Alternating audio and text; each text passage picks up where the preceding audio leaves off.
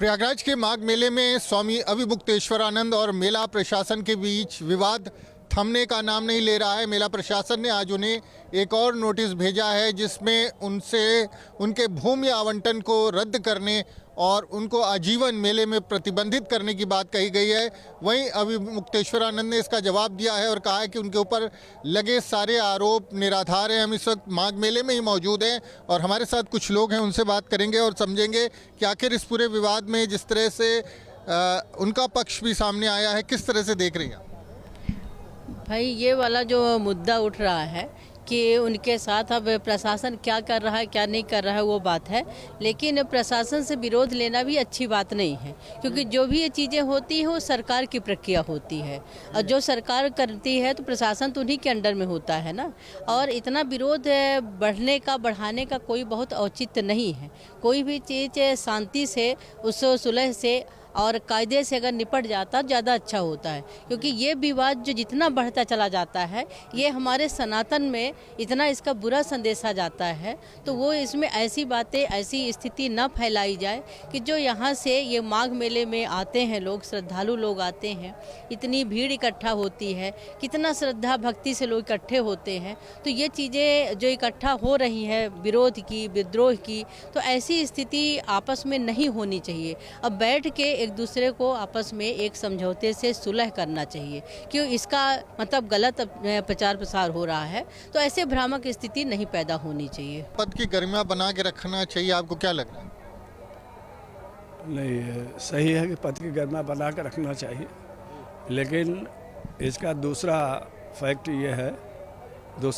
ये है कि यदि वो कानून का उल्लंघन करते हुए चल दिए तो प्रशासन को उनको प्राइमरी स्टेज पे ही रोक देना चाहिए।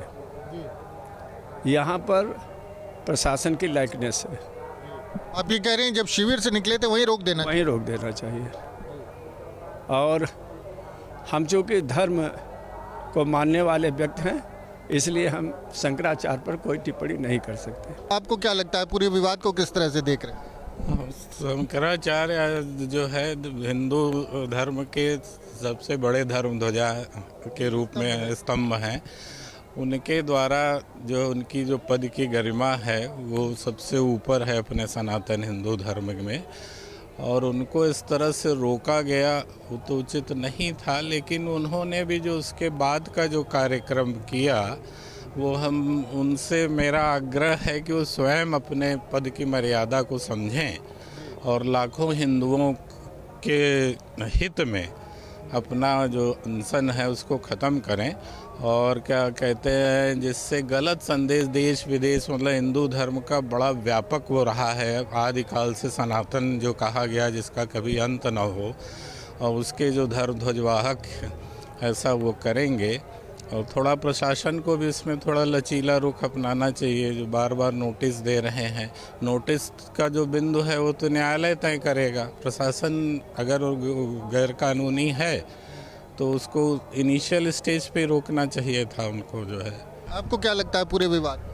देखिए, जो भी विवाद इस समय चल रहा है वो हिंदू धर्म की गलत छवि लोगों में जा रही है, चाहे वो प्रशासन की गलती हो, चाहे शंकराचार्य जी। नोटिस फिर आई है कि अगर आपने आंदोलन वापस नहीं लिया तो आपको सारी ज़िंदगी के लिए प्रतिबंधित कर दिया। देखिए, किसी को अपने धर्म कर्म से रोक देना, प्रतिबंधित करना, ये मेरे हिसाब से उचित नहीं लगता। लेकिन प्रशासन की अपनी एक अलग व्यवस्था है, उस व्यवस्था के अंतर्गत शांति व्यवस्था बनी रहे। सभी यहाँ धर्म की नगरी प्रयागराज में लोग आए हैं तो यहाँ से अच्छी शिक्षा लेके जाए, अच्छा ज्ञान लेके जाए।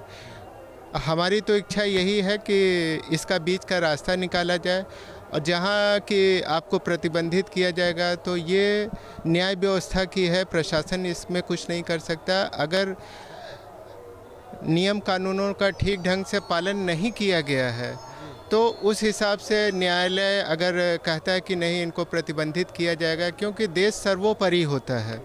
और उसी देश में, हमारे देश में, भारतवर्ष में हिंदू भी हैं, मुस्लिम भी हैं।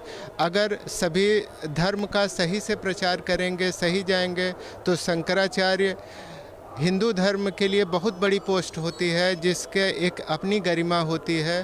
तो अगर ये विवाद ज़्यादा बढ़ेगा तो विश्व पटल पे जो हिंदू धर्म की, जो हमारे सनातन धर्म की, ये कहा जाता है कि हमारा आदि अनंत तक चलने वाला है, गलत संदेश जाएगा। आपके मोबाइल पर तुरंत आएगी ब्रेकिंग न्यूज। स्क्रीन पर सबसे पहले दिखेगी बड़ी खबर, देश दुनिया की हर खबर एक जगह। अब आपके मोबाइल पर तुरंत फटाफट इंस्टॉल कीजिए न्यूज नेशन ऐप और रखिए खुद को अपडेट।